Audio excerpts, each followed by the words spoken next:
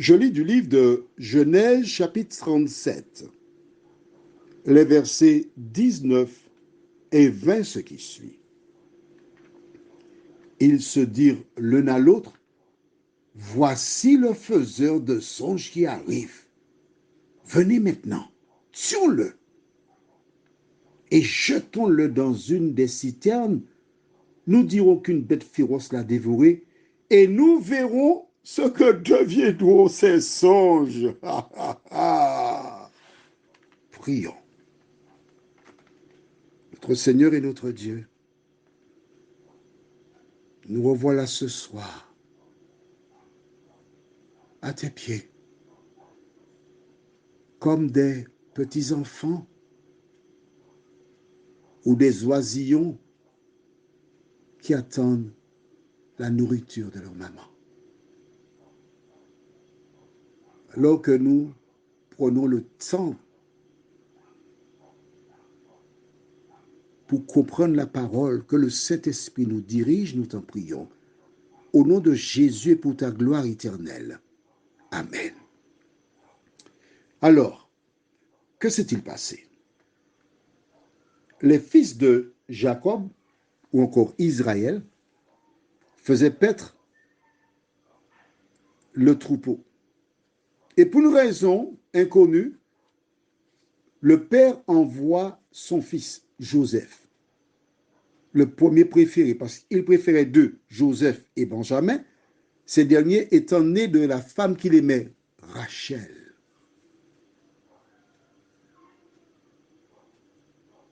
En prenant le temps pour lire la parole, nous découvrons que c'était risqué. Un garçon de 17 ans seul qui part à l'aventure pour chercher ses frères. Il pouvait être capturé par n'importe quelle bande qui le vendrait comme esclave, parce que c'était comme ça. Dès qu'on rencontre quelqu'un qui est libre, on la prenait, et puis hop, elle était esclave. Je voudrais que tu vois à travers mon propos le plan de Dieu. C'est Dieu qui a poussé Jacob à se séparer de cet enfant, cet adolescent qu'il aimait énormément. Va voir où sont tes frères. Alors pour celles et ceux qui découvrent seulement maintenant ces audios, il faut lire parce qu'on a déjà fait cela, on ne va pas relire le tout. Il part et il ne trouve pas ses frères. Alors, il décide de retourner chez lui, parce qu'il n'a pas vu ses frères. Ah! Mais on lit au même chapitre 37, verset 15. Un homme le rencontra comme il errait dans les champs. Il le questionna en disant, « Que cherches-tu » Joseph répondit, « Je cherche mes frères. Dis-moi, je te prie, où ils font paître leur troupeau. » Et l'homme dit, « Ils sont partis d'ici, car je les ai entendus dire, allons à Dothan. » Joseph alla après ses frères et il les trouva à Dothan. Pour celles et ceux qui découvrent seulement maintenant ces audios, j'informe que je lis la Bible chaque année, de Genèse à Apocalypse. Chaque année. Même si nous sommes aujourd'hui au mois de septembre, tu peux commencer. Pour toi, ce sera plus long. Ça peut prendre de septembre maintenant jusqu'à décembre l'année prochaine. Mais commence aujourd'hui, s'il te plaît. Commence. Ne te contente pas de ce que disent les hommes sur la Bible.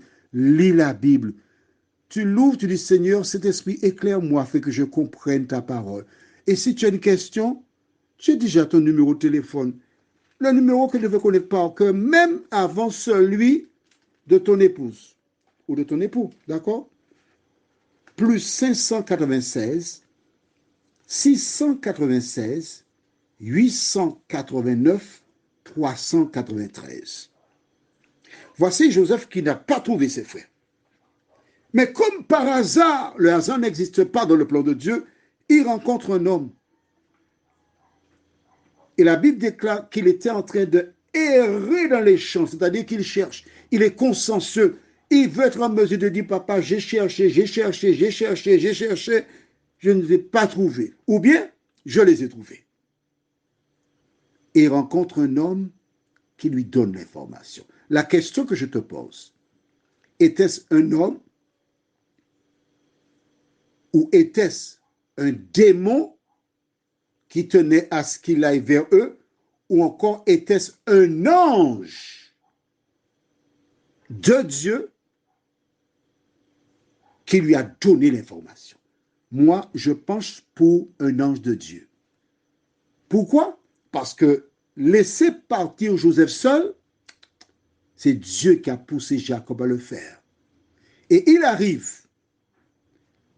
Les frères le voient au loin et que disent-ils? Que disent-ils du moins?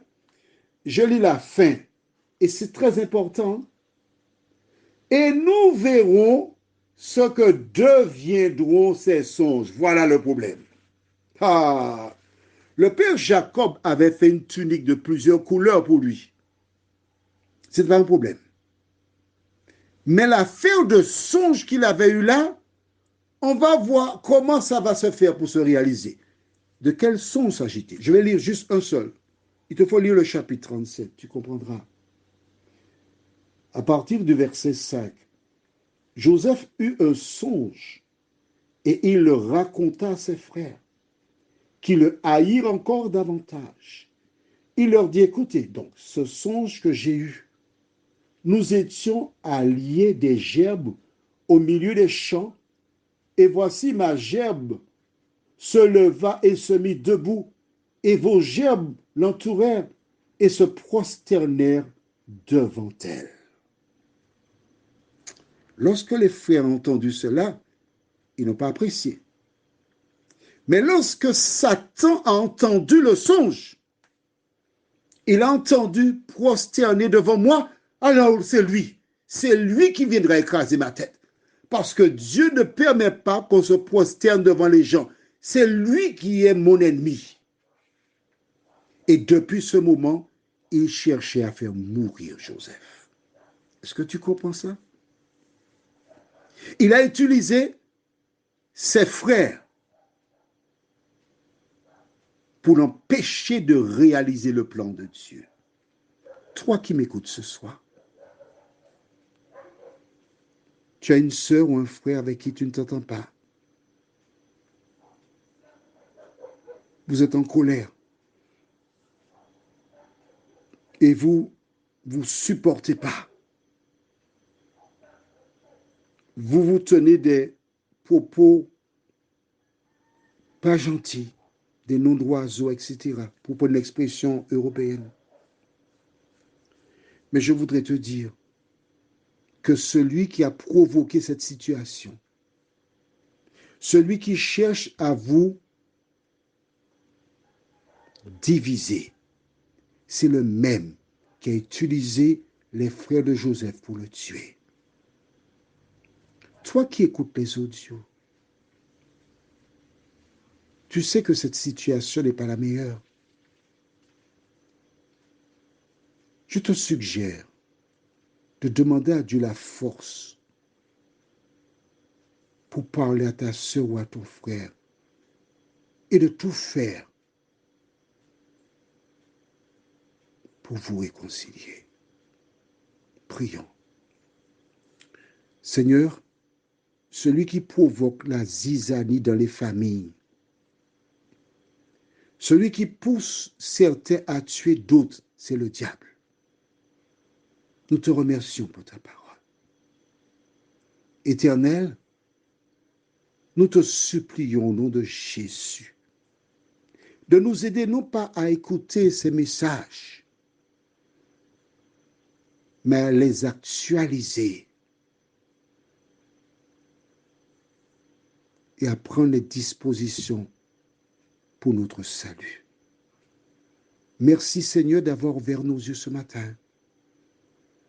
Merci de nous aider à comprendre que celui qui pousse aux querelles, à la zizanie, la division, c'est le diable. C'est lui notre ennemi. Merci Seigneur de nous accompagner, nous t'en prions. Au nom de Jésus pour ta gloire éternelle. Amen. Que l'Éternel continue de te fortifier. Je te souhaite une bonne nuit sous son regard.